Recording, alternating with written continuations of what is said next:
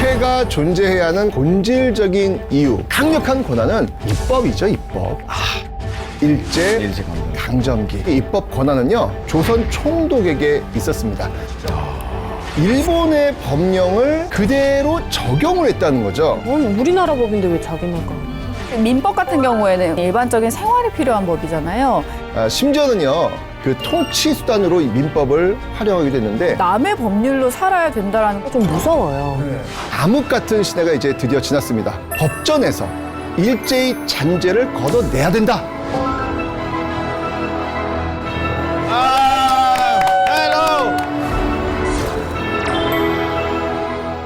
자, 오늘의 주제 그럼 지금부터 천천히 한번 살펴보도록 하겠습니다. 자, 먼저 속기록 내용인데요. 우리 예원 씨가 한번 좀 읽어봐 주시죠. 민법전이 우리 손으로 제정되어야 한다는 것은 8.15 해방 이후에 민족적 과업의 하나였던 것입니다. 주지하시는 바와 같이 현행 민법 제3편은 구 일본 민법을 의용하고 있고 친족 상속편은 일부 일본 민법 의용을 제외하고 2주 1회 구 관습을 그대로 적용하고 있었던 것입니다. 일본 민법은 19세기 후반기에 독일 민법 제1초안을 본딴 것으로 20세기 후반기인 오늘에는 시대적인 거리가 현저하고 특히 친족 상속에 관한 관습법은 이미 구시대의 유물인 것으로 그 대부분의 내용이 우리 헌법 정신과 모순되므로 친족 상속법의 제정을 시급히 필요했던 것입니다. 네, 대한민국 정부 수립 이전 우리나라는 사실 가슴 아픈 그런 역사의 한순간이 있었습니다. 어떤 시기였죠? 일제 강점기. 예, 맞습니다. 일제는 우리의 주권을 강탈하고요. 행정, 입법, 사법, 군대까지 손에 쥐고 우리의 주권을 완전히 가져갔었죠. 심지어는요, 지금 대한민국의 그 입법 권한은 국회에 있습니다. 그런데 일제강점기 입법 권한, 대한민국 국회가 있는데 일제강점기 입법 권한 혹시 어디 있는지 아세요? 일제강점기 입법 권한은요, 바로 조선 총독에게 있었습니다. 왜 일제강점기 왜 조선 총독부 들어보셨죠? 네. 예, 조선 총독이 그 법률에 대한 재령을 내리게 되었던 것이죠. 우리나라 법인데 왜 자기네가? 특히 일제는요, 이 통치를 좀 수월하게 하기 위해서 조선에 그 적용될 법을 제정하고자 했는데요. 1912년 조선 총독 그 데라우찌가 조선 민사령, 조선 형사령, 자, 이걸 제거해 줄 것을 일제 천황에게 요청을 합니다. 이후에 천황의 승인을 받아가지고 이게 이제 제정이 되는데 문제는 이 법이 일본의 법령을 의용, 그러니까 이제 그대로 적용을 했다는 거죠. 무슨 말인지 알겠죠? 아예 일본으로 만들려고 했던 거네요. 그렇죠, 그렇죠. 네. 일본법과 완전히. 차이가 거의 없다는 거죠. 네.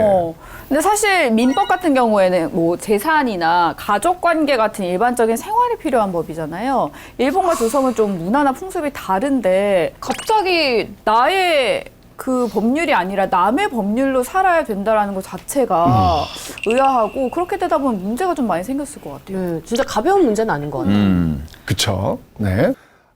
실정이 맞지 않다는 것을 사실 일본도 잘 알고는 있었습니다. 그래서 초창기는요, 가족관계, 상속관계에 대해서는 조선의 관습에 따른다라고 하는 그 예외 조항을 두기는 합니다. 근데 이게 이제 초창기 그랬고요. 여러 번 그 개정을 거치면서요, 이것마저도 일본의 민법을 의용을 하게 됩니다. 심지어는요, 그 통치 수단으로 이 민법을 활용하게 됐는데, 예를 들면요, 이런 게 있어요. 1939년에 조선 민사령을 개정하는데요, 주요 골자가 뭐였냐면 굉장히 유명한 겁니다. 이건 뭐 시험에도 잘 나오죠.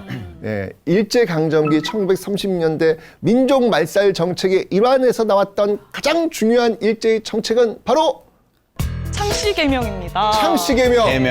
맞습니다. 그런데요, 이게 일본식으로 이름을 바꾼다는 의미가 뭐냐면, 뭐 예를 들면 뭐 명자는 뭐 아끼고 또는 뭐 순자는 뭐 준고 뭐 이렇게 바꾼다, 이렇게 생각하시면 요게 그치는 게 아니고요. 사실 우리는요, 이게 혈족 개념이잖아요. 김씨 조상으로부터 이어지면 김씨고요, 또 장씨 조상으로부터 이어지면 장씨, 이렇게 지금 우리는 본관 하면서 이렇게 이야기를 하고 있잖아요. 혈족 개념이에요, 혈족 개념. 근데 일본은요, 우리 어떤 이 성씨 개념하고 좀 혈족 개념이 아니라 어떤 개념이냐면 가문 개념이었습니다. 다시 말하면 이 창씨라는 게 이 창자가 어떤 창자인지 아세요? 창조할 때 창자예요. 그러니까 예, 창씨라고 하는 건 뭐냐면 그 씨를 만드는 겁니다. 그러니까 창씨 개명은 김, 최, 장, 이 뭐 이런 우리의 그 성을 버리고 일본에서 쓰는 어떤 기본 개념의 씨로 바꾸도록 한 거죠. 진짜 그 법이라는 장치를 통해서 우리 고유의 사회제도를 완전히 뒤바꾸려고 한 거네요. 자, 어쨌건 이 창씨 개명을 통해 가지고 우리를 좀 끈끈하게 연결짓고 있었던 그 혈연 집단의 그 힘을 좀 약화시키고 일제 완전히 동화되도록 노렸던 어떤 그런 수단적 방법으로 이걸 활용을 했던 것이죠. 우리의 어떤 그 생활과 관련된 법. 그러니까 진짜 우리한테 훅 들어오잖아요. 사실 형법 같은 경우에는 뭐 나희 씨가 뭐 누굴 훔쳤다거나 뭐 누굴 뭐 때렸다거나 뭐 그랬을 때 뭐 연결될 수 있지만 죄를 졌을 때 이게 민법이라고 하는 우리 생활과 이렇게 관련된 거기 때문에 이게 굉장히 우리한테는 그 미치는 게 크잖아요. 아니 우리가 사실 뭐 경찰서 갈 일은 별로 없잖아요. 그렇죠. 이 민법은 우리 이렇게 생활과 아주 밀접하게 연결되어 있다라고 볼 수 있는데, 자 이런 그 일본의 그 민법전 아래요 그 암흑 같은 시대가 이제 드디어 지났습니다. 뭐 때문에? 해방을 맞아요. 그렇죠. 해방을 맞았기 때문이죠. 1945년 광복을 맞이한 겁니다. 자, 그래서 1948년 그 제헌국회가 시작된 그해 9월 15일 이 대통령령 제4호 법전 편찬위원회 직제 공포에 따라서요. 이 법전 편찬위원회가 구성이 됩니다.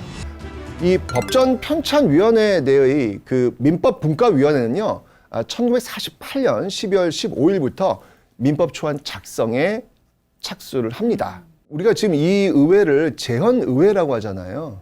이 제헌의회가 정말 많은 일을 한 거예요. 네. 헌법 제정도 헌법 제정이지만 또 이런 민법 같은 것도 디테일한 그런 부분도 지금 제정을 한 거죠. 이 제헌의회에서 어떤 활동을 했는지 한번 좀 보시면요. 깜짝 놀라실 텐데요. 당시 국회에서도요. 법전에서 일제히 잔재를 걷어내야 된다라는 목소리가 거세게 나옵니다. 진짜 하루빨리 좀 일본 민법전의 잔재를 없애고 우리 실정에 맞는 법을 만들자. 그러면서 막 새벽까지도 엄청 열심히 일을 하고 계시네요. 9월 달에 탈고가 될 거라고 할 정도로 정말 박차를 가하는 그런 모습을 지금 우리가 확인을 했는데, 그런데 말입니다.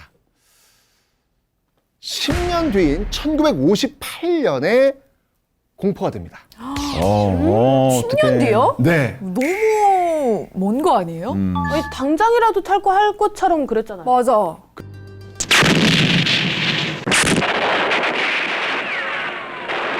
북한 괴뢰는 1950년 6월 25일 악랄하게도 무력 침공을 해왔습니다.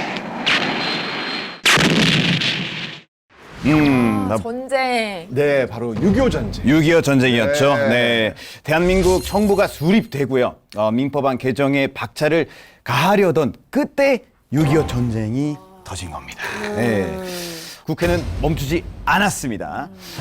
전쟁 중에서 또 계속 민법조안에 관한 회의를 했고요. 그리고 초안 작성에 시작한 지 4년 만인 1953년 7월 4일 민법 초안을 완성합니다.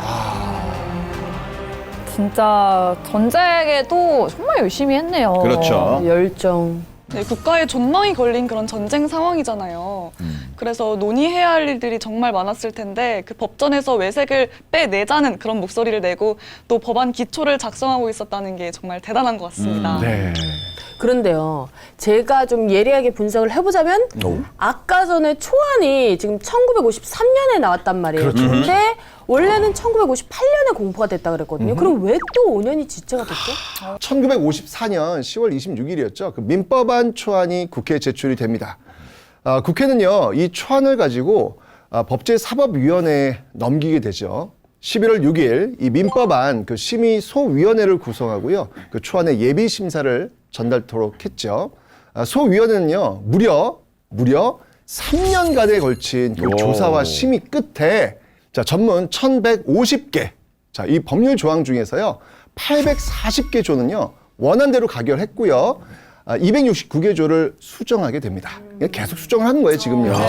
보고, 이것 좀 아닌 것 같은데 또 고치고. 자, 또 이 38개 조는요, 삭제를 하고요, 8개 조를 좀 신설해가지고 최종적으로 전문 1130조로 된 수정안을 법제사법위원회에 보고하게 됩니다. 야, 그럼 3년 동안 계속 보고하고 그렇죠. 수정하고 보고하고 수정했다는 말씀이신가요? 그렇습니다. 와, 대단하다. 맞습니다. 네. 자, 어쨌건 이 법제사법위원회는요, 이 수정안을 국회 본회의에 드디어 이제 회부를 하게 됩니다. 자, 그리고 1957년 11월 5일 제26회 29차 본회의에서 논의를 하게 되는데요. 초대 대법원장인 김병로가 민법안을 설명을 합니다. 사진 한번 보실까요? 자, 이 내용인데, 이 김병로 대법원장은 우리나라 초대 대법원장인데, 지금 이제 본회의에 올라왔던 민법안을 가지고 설명을 하는 어떤 그런 내용입니다. 자, 그럼 당시 초대 대법원장 이 김병로의 발언을 한번 우리 예원 씨가 한번 소개 좀 해주시죠.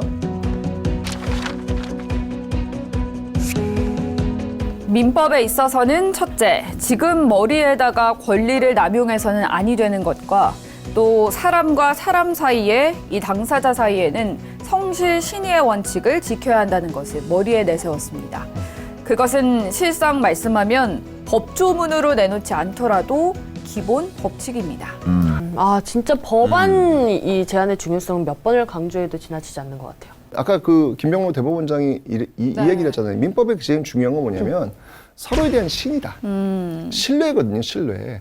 그 신뢰이기 때문에 이 민법이라는 게 너무 어느 한쪽에 치우쳐버리면 누구는 또 손해를 보기도 피해를 보게 되잖아요. 그래서 그 균형을 잘 맞춰야 되기 때문에 이 법안 하나하나를 만드는 데 있어가지고 정말 신중할 수밖에 없는 거예요. 너무나 좀 당연하게 생각했던 것들인데 중요한 거라고 생각을 못했을 수도 있어요. 너무나 우리에게 좀 익숙하기 때문에 누군가 제안을 하고 입안을 하고 또 논의하지 않았다면 이런 법이 없는 거잖아요. 그래서 다시 한번 국회의 역할이 얼마나 너무 중요한지 알게 중요하죠. 됐어요. 너무 중요하죠.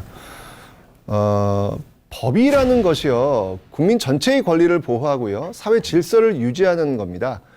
그래서 당시 국회에서는요, 정말 다양한 입법안을 두고 정말 열띤 논의를 거칠 수밖에 없고 거쳐야 합니다. 또 이런 어떤 법 외에도요, 특히 가족법, 이 가족법에 대해서는요, 정말 이 치열한 논쟁이 오고 갈 수밖에 없는데, 왜냐하면 이 가족법은 기존의 우리 전통과도 또 연결이 되잖아요. 그렇네요. 그래서 이걸 한번 건드린다라고 하는 게 이게 어마어마한 변화를 가져올 수 있는 거거든요. 근데 당시만 해도 남존 여비 사상이 꽤 강했기 때문에 법안에 대해 논의를 할 때도 당연히 논란이 있을 수밖에 없겠죠. 예전에 우리가 다뤘던 동성동본 혼인금지법, 이것도 이제 이때 논의가 되는 거예요. 왜냐면 그것도 역시 민법과 관련된 거기 때문에 네네. 논의될 수밖에 없는 것이죠. 자, 이렇게 마지막까지 정말 치열한 회의를 거친 끝에요. 민법안이 1957년 12월 17일에 의결이 됩니다. 그리고 1958년 2월 20일 드디어 대한민국의 손으로 만든 대한민국의 첫 번째 민법이 공포됩니다. 자, 이 정말 역사적인 날 아니겠습니까? 네. 그러니까요. 자, 이 역사적 순간을 한번 사진으로 한번 오. 보도록 하시죠. 민법 민법 공포식장. 이게 얼마나 대단한지 이게 보이시죠, 이게. 네. 와. 근데 좀 추우시겠다. 6월달이라서 아이고 야외에서 지금 그 땅이 막 질퍽질퍽해 그러니까요. 보이고. 눈 내리고 이제 그런 데서 야, 우리 민법이 또 이런 환경에서 공포가 됐네요. 자, 이렇게 공포된 민법전은요, 부칙 제28조에 의해서 1960년 1월 1일부터 시행되기 시작합니다. 자, 우리 손으로 만든 우리의 민법전은요, 총 1139개 조로 되어 있고요. 그중 본문이 1111개 조고요. 나머지 28개 조는 부칙으로 구성이 되어 있습니다. 초안 작성과 그 심의에 있어서는요, 독일 민법전을 비롯한 많은 외국의 민법전을 참고하긴 했는데 사실 일본 민법전의 영향은 여전히 남아있기는 합니다. 이게 왜냐하면 일본법이 주로 독일법에서 많이 와요. 예, 그러니까 그래요? 우리가 독일법을 이렇게 봐도 네. 결국은 돌고 돌아서 아하. 일본 쪽의 어떤 그런 민법적인 영향이 남아있을 수밖에 없습니다. 그럼에도 불구하고요, 근대 사회의 일원이 되고자 하던 그 문턱에서 자, 일제강점기 6.25를 거친 그 아픔의 역사가 분명히 있습니다. 그 와중에도 근대사법에 관해 이렇다 할 정말 학문적 유산을 갖고 있지 않은 나라로서 이런 엄청난 큰 일을 드디어 우리가 해낸 거죠. 자, 여기서 사실 끝이 아닙니다. 민법은요, 제정 이후에요, 여러 차례 개정을 하면서 그 현실 규범력을 더욱더 높이고요, 민법전을 근대화시킵니다. 자, 여기 지금 개정의 역사를 좀 한번 살펴볼까 하는데요. 자, 지금 민법 개정 내용이 지금 1차부터 지금 쭉 변화하고 있어요. 1960년도에 이제 처음으로 이제 민법전이 이제 발표됐지만 그 이후에 계속 변화하고 있습니다. 1차 개정은요, 가족이 혼이 나면 당연히 분가하는 법정 분가 제도를 신설했고요. 특히 2005년에는요, 우리 예전에 한번 다뤘습니다. 드디어 호주제가 폐지가 됩니다. 그리고 그 자녀의 그 성과 본을 자율화하도록 했죠. 뿐만 아니고요, 동성동본 금원제도, 재혼 금지 기간 규정 등을 폐지합니다. 어마어마한 변화죠. 어마어마한 변화. 진짜 그래서 국회가 중요했던 것 같아요. 근데 개정이 필요한 부분이 있으면 그만큼 국민들의 삶을 잘 살펴보고 좀 가려운 곳을 시원하게 긁어주고 좀 앞으로도 그렇게 했으면 좋겠어요. 맞습니다.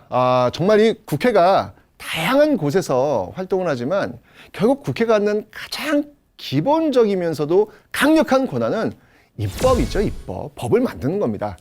특히 민법에 대한 부분은요, 국민들이 가장 민감하게 받아들일 수 있는 그런 부분이기 때문에 많은 고민과 노력이 필요한 것 같습니다. 자, 오늘 저희가 이 민법 어떤 그 과정의 변천을 보면서, 야, 국회의 역할이 얼마나 대단한가, 이런 것들을 좀 확인할 수 있는 시간이었습니다.